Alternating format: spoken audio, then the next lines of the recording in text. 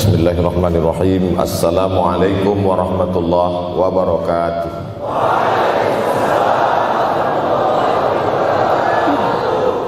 Man shallas subha fi jama'atin, siapa yang salat subuh berjamaah, faka'annama shallal laila kullah, dapat pahala seperti salat sepanjang malam.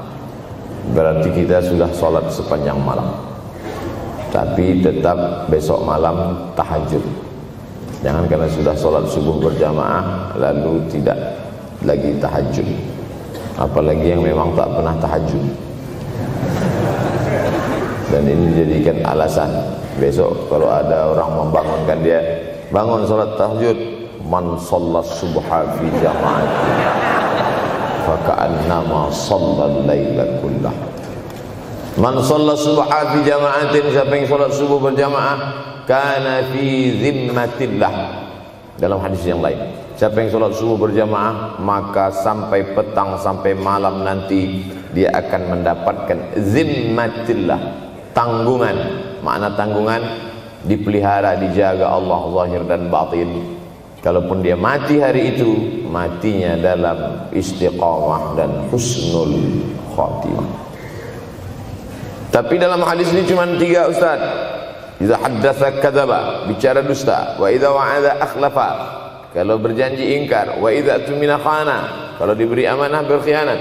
Dalam hadis lain, kalau sudah dilihat orang salat subuh berjamaah, insyaallah diselamatkan dari nifaq, kemunafikan dalam hatinya. Munafik diambil dari 3 huruf, nafaqa. Nafaq, tanal, terowongan, 2 pintu. Ada pintu masuk, ada pintu keluar. Punya 2 wajah, berbeda zahir, berbeda batin. Tapi salah satu tanda adalah pada salat subuh. Mudah-mudahan Allah menyelamatkan kita dari sifat munafik. Makanya perempuan-perempuan kalau mau dapat suami yang selamat dari munafik, inilah dia pasukan salat subuh ini. Selesaikan aja dulu 8 semester.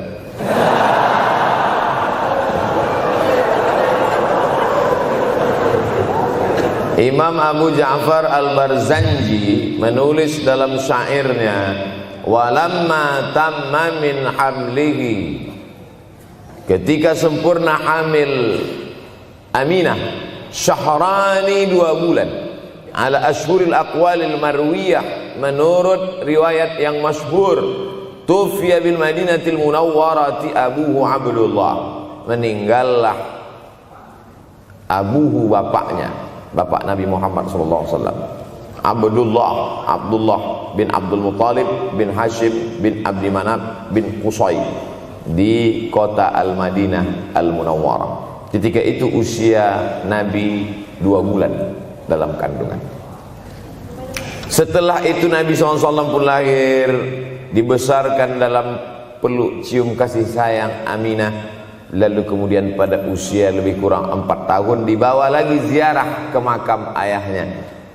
Dan dalam perjalanan pulang dari ziarah itu meninggal pula Aminah.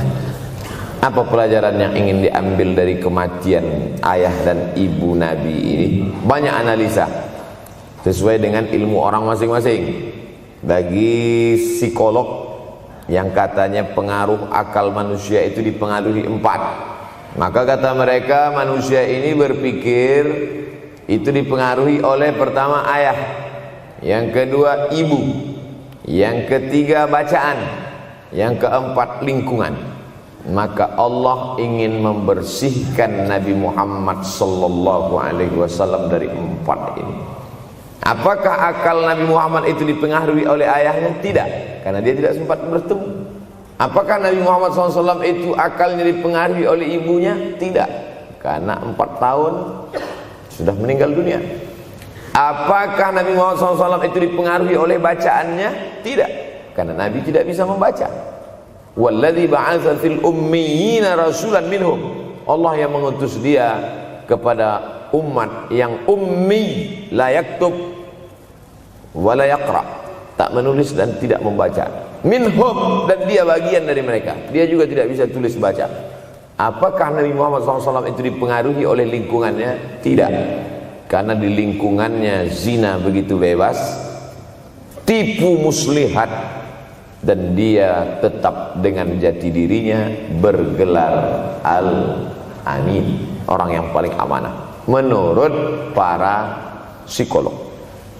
Tapi ada analisa lain, mengapa ayahnya meninggal ketika dia berusia 2 bulan dalam kandungan, dan belum sempat pula dia mendapatkan kasih sayang seorang ibu. Di situ pula dia meninggal dunia, ibunya saat dia berusia 4 tahun. Maka salah satu analisanya adalah Allah ingin menjaga Nabi Muhammad SAW tidak sempat durhaka pada ayah dan ibunya, karena orang yang durhaka tak layak menjadi Rasul utusan Allah Subhanahu wa ta'ala. Makanya sehebat-hebatnya bapak Nabi Ibrahim bernama Azar. Apa kata Azar? Wa idh qala Ibrahimu li abihi Azara. Ingatlah ketika Ibrahim berkata kepada bapaknya Azar, atattakhidhu asnaman alihah. Mengapa engkau menjadikan berhala ini sebagai Tuhan, wahai bapakku Azar? Apa jawab Azar? La illam tantahi, kalau kau tidak berhenti menceramahi saya, la arjumannaka, aku lempar engkau pakai batu. Wahjurni maliya, tinggalkan aku untuk waktu yang sangat lama. Pergi sana, kata Azar. Apa jawab Nabi Ibrahim alaihissalam? Salamun alaika, selamat untukmu wahai ayahku Azar. Aku akan memohonkan astaghfirulaka rabbi, memohonkan ampun kepada Allah dosa-dosamu supaya diampunkan Allah. Innahu kana bi hafiyya, sesungguhnya Allah amat sangat sayang dan mengabulkan doa-doa. Nabi Ibrahim sempat bertemu dan tidak melawan. Tapi Nabi Muhammad SAW beda dengan Nabi Ibrahim. Allah buat Ibrahim tidak melawan, tapi ayahnya menjadi durhaka kepada anak. Sedangkan Nabi Muhammad SAW dua-duanya dijaga Allah Subhanahu wa ta'ala. Nabi Muhammad dijaga sehingga tidak sempat durhaka kepada Abdullah dan Aminah, dan Allah pula menjaga Abdullah, menjaga Aminah, sehingga tidak sempat menyakiti manusia yang paling mulia, Nabi besar Muhammad sallallahu alaihi wasallam. Saya tidak memilah-milih nabi-nabi, karena kita memang tidak boleh la nufarriqu baina ahadim mir rusulih. Kita tidak boleh membeda-bedakan antara satu nabi dengan nabi yang lain. Lalu yang membedakan itu siapa? Allah Subhanahu wa ta'ala. Dari cara panggilnya saja berbeda. Kalau Nabi Adam dipanggil Allah, ya Adam uskun anta wa zawjukal jannah. Nabi Yahya dipanggil Allah, ya Yahya khudhil kitaba biquwwah. Nabi Isa dipanggil Allah, ya Isa inni istafaituka 'alan nas. Tapi Nabi Muhammad SAW, Allah tidak pernah manggil dia ya Muhammad. Allah panggil dia dengan 2 sebutan. Pertama, ya ayyuhar rasulu balligh, wahai rasul. Dalam panggilannya yang lain, ya ayyuhan nabiyyu jahidil kuffar. Bukan kita yang membedakan, Allah yang membedakan cara panggilan untuk Muhammad sallallahu alaihi wasallam. Begitu juga dengan berdoa. Kalau Nabi Musa alaihissalam, dia yang berdoa, Rabbis shrahli sadri, lapangkan dadaku, wa yassirli amri, mudahkan urusanku. Tapi Nabi Muhammad tidak berdoa, Allah langsung memberi. Apa kata Allah? Alam nashrah laka sadrak. Apakah belum kulapangkan dadamu? Wa rafa'na laka dzikrak, kami angkat bebanmu. Alladzi anqadha dhahrak, yang membebani pundakmu. Belum dia berdoa, sudah dikabulkan Allah, karena janji Allah kepada dia, wala saufa yu'tika rabbuka fatarda, apapun yang kau mau akan kuberi. Salah satu penyebab Allah memberi apa yang dimau sebelum meminta adalah kalau tidak pernah durhaka kepada orang tua.